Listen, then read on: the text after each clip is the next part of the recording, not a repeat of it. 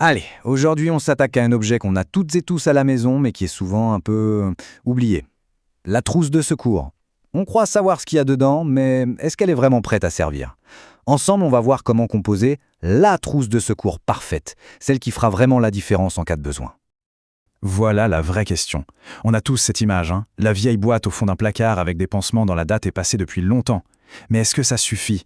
L'objectif, c'est de transformer cette incertitude en une vraie tranquillité d'esprit, en ayant une trousse sur laquelle on peut compter. Alors par où est-ce qu'on commence? L'idée fondamentale, c'est de ne pas s'éparpiller. Plutôt que d'accumuler plein de gadgets, on part d'une base solide, ce qu'on appelle le socle commun. Pensez-y comme les fondations d'une maison. C'est le cœur de la trousse, les éléments essentiels qui seront utiles partout, tout le temps. Et ce socle, il a une double mission. C'est ça qui est génial. D'un côté, gérer les petits pépins de tous les jours. Une coupure en cuisinant, une écharde. Et de l'autre, il doit permettre de stabiliser une situation un peu plus sérieuse le temps que les secours arrivent. C'est un vrai filet de sécurité. Pour être sûr de ne rien oublier, il y a une méthode toute simple, presque un aide-mémoire. Il suffit de penser en 3 actions. Nettoyer, penser et protéger. C'est un trio facile à mémoriser, qui va nous guider pour la suite. Voyons voir ce que ça donne concrètement. On débute avec ce qui est absolument fondamental, la base de la base, l'hygiène et la protection. C'est non négociable. Pourquoi? Parce qu'un soin mal fait peut vite transformer un petit bobo en grosse complication. Le but, c'est simple, se protéger soi et protéger la personne qu'on aide. Bon, alors qu'est-ce qu'on met dans cette partie hygiène? Numéro 1, des gants jetables, c'est le premier réflexe à avoir. Ensuite, pour nettoyer une plaie en douceur, le sérum physiologique, c'est parfait. Ça ne pique pas, c'est stérile. Une fois que la plaie est propre, on passe à l'antiseptique pour désinfecter. Prenez-le sans alcool, c'est quand même plus sympa. Et bien sûr, du gel hydroalcoolique pour les mains, avant et après le soin. Ok, la zone est propre et désinfectée. Maintenant, il faut la couvrir pour la protéger des saletés. C'est l'étape du pansage. Et là, le maître mot, c'est d'avoir du choix, parce qu'une coupure au doigt, ce n'est pas la même chose qu'une éraflure au genou. Il nous faut donc un assortiment de pansements de différentes formes et tailles. Pour les plaies un peu plus grandes, on opte pour des compresses stériles, qu'on viendra fixer avec du sparadrap, de préférence hypoallergénique, pour éviter les irritations. Et les bandes extensibles, elles, sont super pratiques pour maintenir un pansement sur une articulation, comme un coude ou un genou. Et voilà comment tout s'assemble. Ça se résume en 4 étapes logiques. 1. On enfile ses gants. 2. On nettoie la plaie. 3. On désinfecte. Et 4. On couvre. Se protéger, nettoyer, désinfecter, couvrir. C'est un protocole simple, efficace, et ça donne tout son sens au matériel qu'on vient de lister. Parfait, notre base est solide. On va maintenant ajouter ce qui va nous faciliter la vie. Quelques outils et les médicaments de première nécessité. Ce sont les petits plus qui permettent de gérer d'autres situations en toute sécurité. Alors, les ciseaux à bourron, c'est indispensable pour couper une bande ou même un vêtement sans risquer de blesser.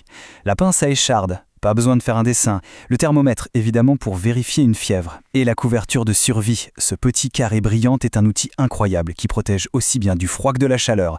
Ça ne pèse rien et ça peut vraiment tout changer. Et bien sûr, on n'oublie pas de glisser une petite fiche avec les numéros d'urgence. Dans le stress, un oubli est vite arrivé. Alors attention, on aborde un point important. Les médicaments dans une trousse de secours, ça ne remplace en aucun cas un avis médical. L'objectif, c'est juste de soulager des symptômes courants et sans gravité. La règle d'or, on ne met que des produits connus et bien tolérés par toute la famille et on demande conseil à son pharmacien.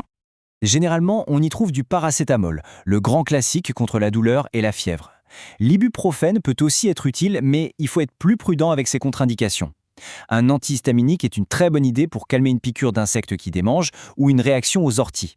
Et pour finir, une bonne crème apaisante, c'est parfait pour les petits coups de soleil ou les irritations. Ok, on a notre socle commun. C'est super. Mais maintenant, vient l'étape la plus importante, l'adaptation. Une trousse de secours vraiment efficace, ce n'est pas un modèle unique. Elle doit coller à notre vie, à nos activités, à notre famille.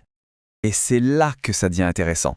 Par exemple, pour la trousse de la maison, on peut ajouter une poche de froid réutilisable. Pour la voiture, on pense bien sûr aux gilets haute visibilité et aux triangles, qui sont obligatoires. Si on part en randonnée, des pansements anti-ampoule et un tire-tic, c'est la base.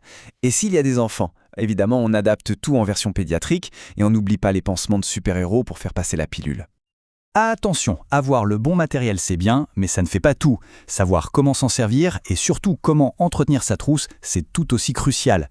Une trousse de secours, ce n'est pas un objet qu'on achète une fois pour toutes. C'est un outil qui vit et qui demande un peu d'attention. Alors, la fameuse question, on achète un kit tout fait ou on la fabrique soi-même. Les kits du commerce, c'est un bon point de départ, ça dépanne. Mais la composer soi-même, ça permet de choisir la qualité de chaque produit et surtout de l'adapter parfaitement à ses besoins. C'est un petit investissement en temps, mais franchement, ça vaut le coup. Un conseil tout simple mais essentiel, son emplacement. Elle doit être dans un lieu connu de tous les adultes, facile d'accès, mais absolument hors de portée des enfants. En général, un placard en hauteur dans la cuisine ou la salle de bain, c'est l'idéal. Et on évite les endroits trop humides, comme la cave. Et cette fameuse vérification, on la fait à quelle fréquence? L'idéal, c'est de se mettre un petit rappel dans son agenda tous les 6 à 12 mois. On prend un petit quart d'heure, on ouvre tout, on regarde les dates de péremption, on remplace ce qu'on a utilisé. C'est ce petit rituel qui fait qu'elle sera toujours opérationnelle. On termine avec ce qui est, de loin, le meilleur complément à la trousse de secours. Et pourtant, ça ne se range pas dedans. C'est la connaissance. On peut avoir le meilleur matériel du monde, si on ne sait pas quoi faire face à une situation, son utilité est limitée. Se former aux gestes de premier secours, c'est s'offrir l'outil le plus précieux de tous. Finalement, tout se résume un peu à cette phrase. Préparer une bonne trousse de secours, ce n'est pas être pessimiste, c'est tout le contraire. C'est un acte de bienveillance et de prévoyance pour soi et pour ses proches. C'est s'offrir une dose de sérénité en espérant, bien sûr, n'avoir à l'ouvrir que pour les tout petits bobos du quotidien.